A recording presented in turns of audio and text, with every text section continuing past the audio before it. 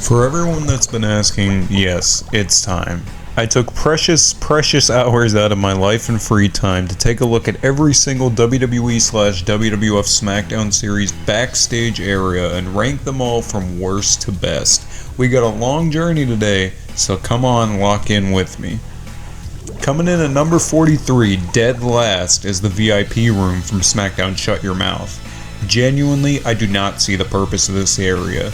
I understand that it was a hub for the season mode, you can ask for title shots and check your SP and all that, but I just think they wanted to pad out the Backstage Area roster, because this is useless. We got couches and a table we can't even interact with, we got a fucking broom closet worth of space to fight in, and just absolutely nothing remarkable here at all. What a waste of time. This is genuinely just William Regal's commissioner office from Just Bring It, with zero of the items that gave it personality. Our second worst backstage area comes to us from SmackDown 1, and this is the corridor. This is only saved from last place because it's a necessary part of making the arena layout feel cohesive. This connects everything, and the little soda machine with the bush lights in it is kinda cute. The camera angles in this game make this area look way better than it has any right to be looking though. Up next at 41, we've got the alleyway from SmackDown 2 Know Your Role, and truthfully there is not much to see here. This is a transitional spot between WWF New York and the garage. Moving on. Okay, second floor from Know Your Role is number 40, and this is actually a notable place in the game. This is where The Rock gets interviewed in season mode sometimes. However, that doesn't translate into it being a fun environment. Alright, number 39 is our first Just Bring It representation on the list, and this is the Commissioner's office that we mentioned prior, being recycled as the VIP room in SmackDown Shut Your Mouth. It's way better here. All of William Regal's little trinkets and stuff here are all over the table. You can climb on top of the table, the plotted plant is a weapon, and the Union Jack in the background corner is pretty cute. Sticking with Just Bring It for number 38, and that's the Boiler Room. This area has definitely outwarmed its welcome in the WWF lore at this point. When was the Boiler Room ever mentioned past like 2000? Mankind had retired at the time, and they were scaling back heavy on the arena brawls for the hardcore title compared to the previous 2 years. What is there to like here? I can hit Vince McMahon with a cinder block, I can slam him on staircases and bust out a fire extinguisher. I don't know, man, this is pretty tame to me compared to what we all know is coming later on in this video. Circling back to Shut Your Mouth for Plaza B here at number 37, and this is a bit interesting. We've got this absolutely gigantic freeway, totally empty for whatever reason, and it's a pretty striking visual, I'm not gonna lie. It almost reminds me of that movie Chronicle, but when you get past that and you realize that almost nothing is interactive here and there's nothing to do, and you're watching someone shooting lasers off in the distance in traffic, I don't know, man, Plaza B is kinda meh in my opinion. Corridor B off SmackDown Just Bring It for 36 here, and the sweet 8-bit chiptune sounds of Hash Pipe by Weezer do not deceive you. This is indeed the green hallway.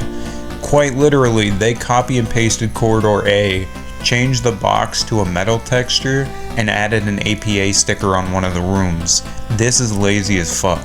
You can't even interact with the ladder on the wall. Number 35 locks us in with SmackDown 2's locker room. This kinda reminds me of the Saw 1 bathroom trap, I'm not gonna lie.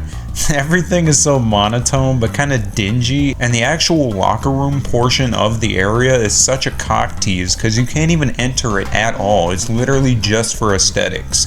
You can knock over the barbell there, but that's literally it. What a waste of time. We're staying in SmackDown 2 territory for the lobby at number 34. And I don't know, man, I love the Know Your Role big ass green neon sign above the gorilla position, and the little cardboard cutout fans are pretty cute too. This stage could use some more interactivity, but the WWF Shop Zone just pushes it higher up the list for me. It's the little details that get these things going in my head. Alright, we've gone from the Saw 1 bathroom trap with that SmackDown 2 locker room to genuinely being a little creepy. This is the Boiler Room from SmackDown 1. The brown color scheme sets this one apart, and I actually quite like the super low resolution light fixtures swinging with the flash sprites on them. There's not much to do here, but I think Paul Bearer fits in pretty well as he gets shot in the face with the smoke. Number 32 is Corridor A from SmackDown Just Bring It, and this is the original here. We've got boxes, a blue soda machine this time, still an untouchable ladder, but we do have a phone to knock off the wall. I guess that's something. Up next at 31 is the Boiler Room from SmackDown Shut Your Mouth. And this is pretty much a carbon copy of Just Bring It's Boiler Room, but it's spiced up a bit. The water tank fucking explodes and sends you sky high, the grates on the floor emit steam that damages you, and everything is tweaked enough to make it feel new. If I wasn't playing all these games hours and hours on end, back to back to back, I would have never noticed the recycling here. And alright, time for a quick intermission. I wanted to thank you for getting this far into the video and tell you that the next Arenas video I will be covering SVR09. A lot of people have asked for that one, and I'm gonna deliver.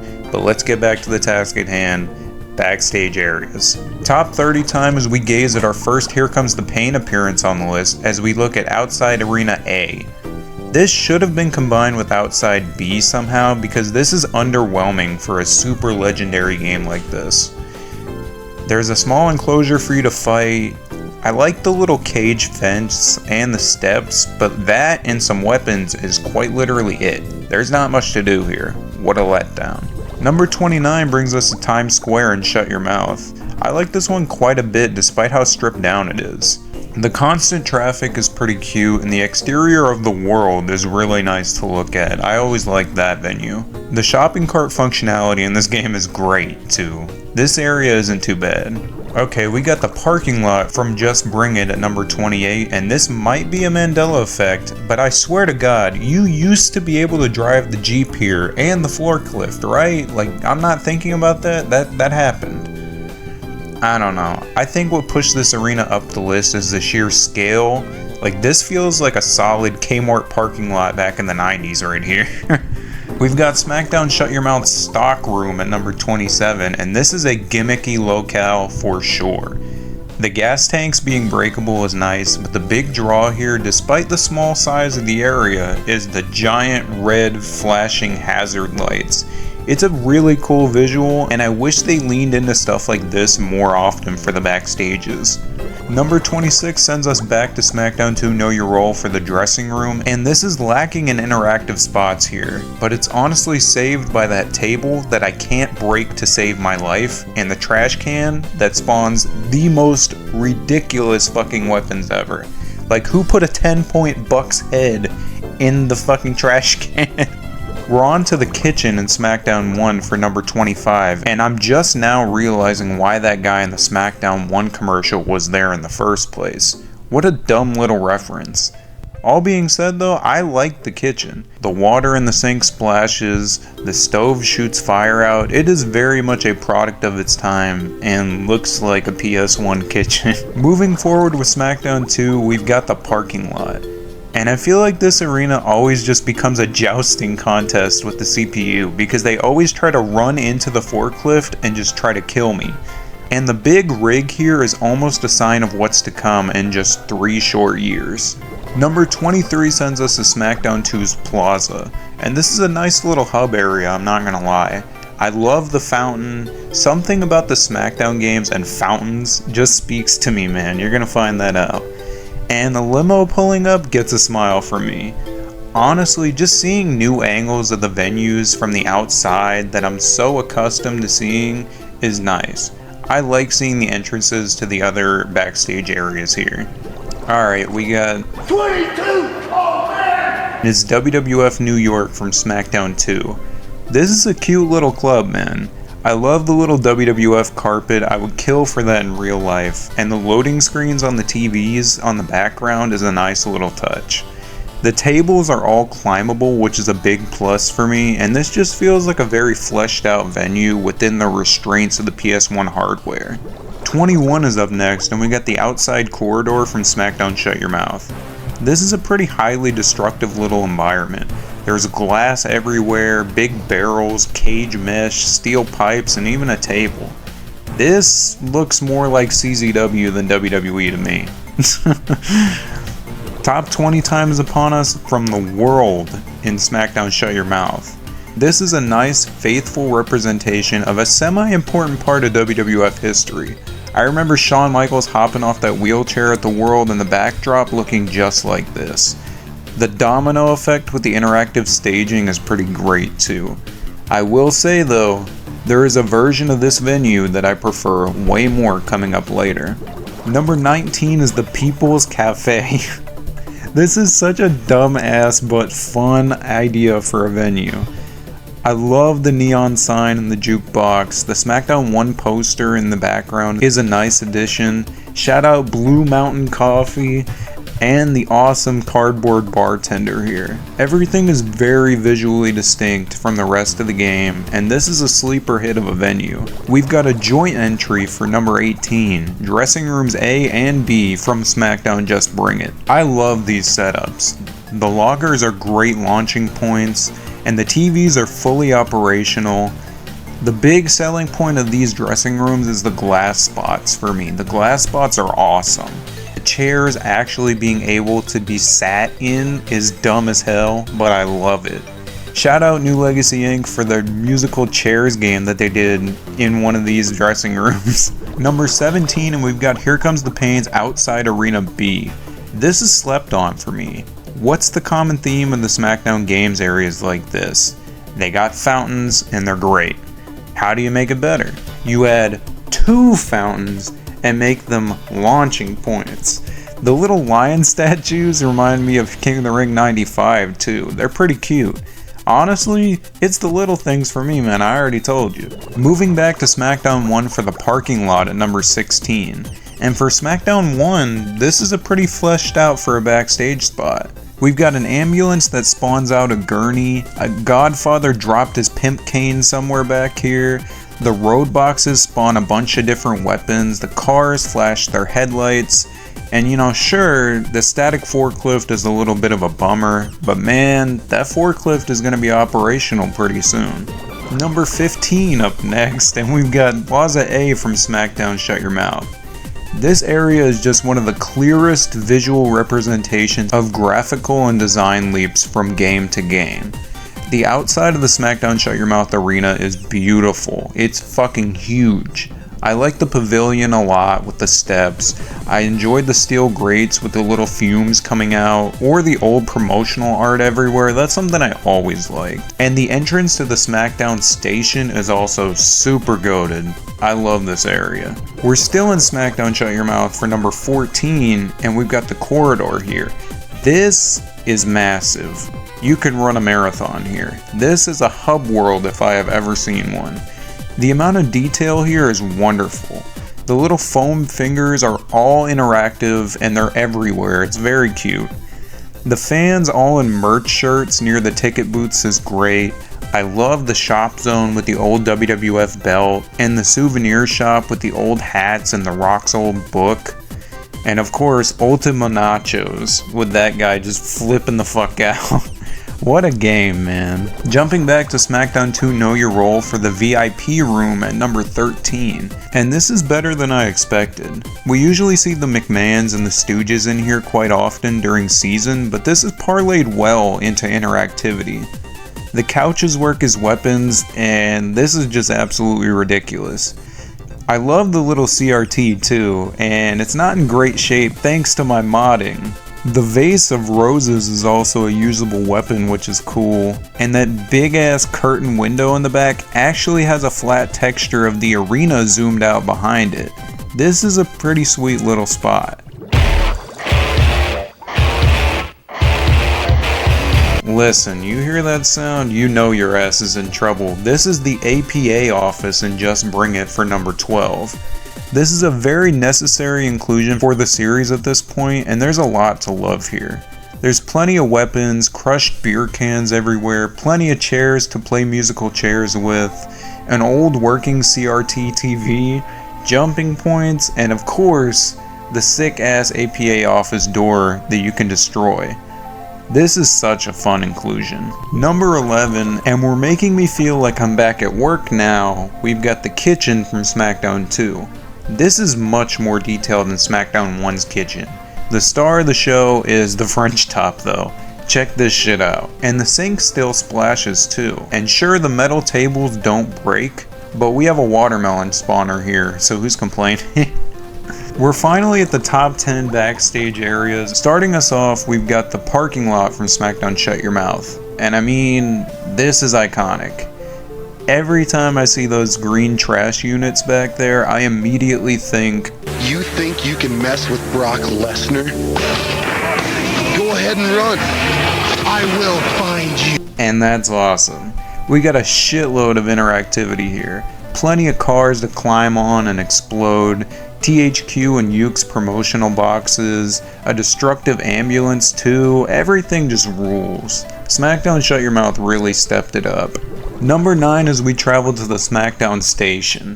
Whoever came up with this in this game deserved a raise. This is awesome. The train is amazing. Unfortunately, it has too much empathy to run over your opponent, but you can still beat the shit out of them while you're inside the train, which is awesome. Honestly, this whole SmackDown station just reeks of Eric Andre to me. I just think about him every time I'm playing it. Arena back entrance is up next, and Jesus Christ, there is a lot to do here. First off, we got the mini Hell in a Cell, which is awesome. The booby trap panels on the wall that shoot out a cart to do extra damage. We got a bunch of weapons everywhere, more Brock Lesnar boxes here, and steam emitters that you can control. This is just next level shit here. Alright, going back to Know Your Role for number 7, and we got Restaurant 1. This is surprisingly a pretty sweet area. We got breakable tables here. And for as crazy as it sounds, I marked out when I saw that. I like the little soda fountain and the interactive dishes too. The cardboard fans in the background are really cute, but honestly, the reason this ranks so high is this. I genuinely did not remember this at all, and when I ran back there and was able to grab something, I was so shook. Just missing out on our top 5 is Just Bring It's WWF New York, and this arena just feels right to me. We've still got all the WWF branding, the crowd is actually interactive, like you can fight your way through the crowd, and it might look like shit, but this was just the time. But that's just the start. This area is massive. You are outside of the arena and the venue looks great. They've upgraded the SmackDown 2 fountain here, and we've even got the WWF little taxis running around. I love the electronic billboard and the breakable street lights. This is just a complete package. WWF New York in that game is awesome. For number 5, we got the locker room from Shut Your Mouth, and we're starting to get pretty detailed here. Damn near everything in this room is animated, which is crazy compared to the first 3 games. I love the TV that breaks with the VCR falling out as well. The little gag with the locker actually got me to laugh. The table is a jumping point, and that's a big plus to me. And honestly, the weapon functionality in Shut Your Mouth pushes this up the list a lot. There is plenty of stuff to do in this room.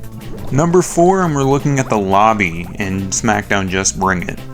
I grew up in this lobby. I'm not gonna lie to you. I've told this story before, but this was my first wrestling game, and the lobby has always blown me away.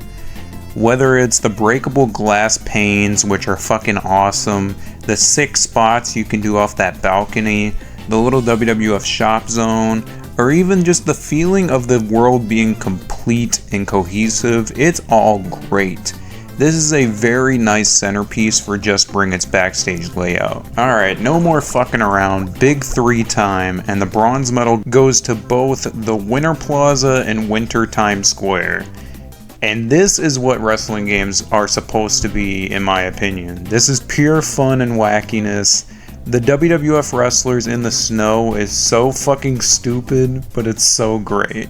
And you bet your ass Stone Cold has a 6-pack of snowballs for that ass.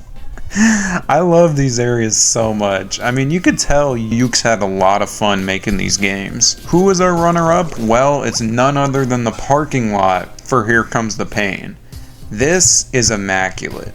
If you did not spend your childhood on that motorcycle or on that forklift or jumping off that big rig, you missed out, man. And this is everything a backstage area should be. Go back and play this one, for real. Go smash up that car or turn somebody into Tourette's syndrome gold dust for me. But there's still one better. We've gone through 44 different areas, but they ain't got shit on Times Square from Here Comes the Pain. This is amazing. I love the helicopter so much. It's batshit crazy and it almost never works. The climbable streetlight is beyond sweet. The breakable glass here is awesome. All the cars just blow up like you dropped a nuke on them. But seriously, the cherry on top here is the double-decker balconies here. This is so visually appealing with all the electronic runners and the big-ass screen, but there's just something that's so carnal and so satisfying about throwing somebody off this damn thing or popping an elbow off the top. I hope y'all made it this far. I appreciate your time and attention very much. I hope you enjoyed the video. Remember, we're getting back to SVR09 up next, and I hope y'all have a great day. Tell me what your favorite backstage area was.